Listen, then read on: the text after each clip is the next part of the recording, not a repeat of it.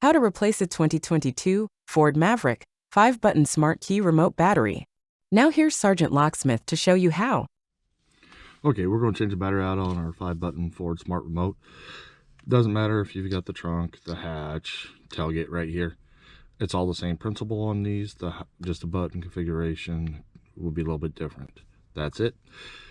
So if you're having problems with your doors not opening, locking, remote start, trunk, gate, let's do the quick repair, see if this fixes it before you come see a locksmith to see if you got other issues. First things first, if the keys are attached to it, doesn't matter, leave them on. Remove emergency blade. I like using a flat tip screwdriver for this. It's just me. Notice this is where your emergency blade is. Come to the opposite side, you'll see this indentation.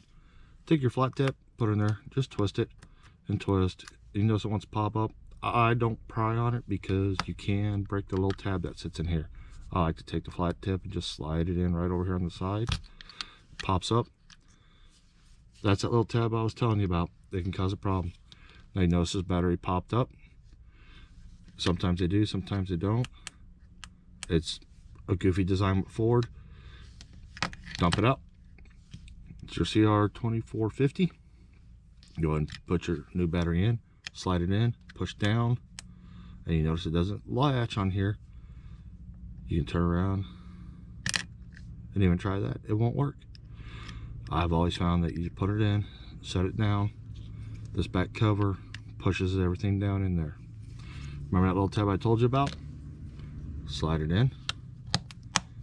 We push down.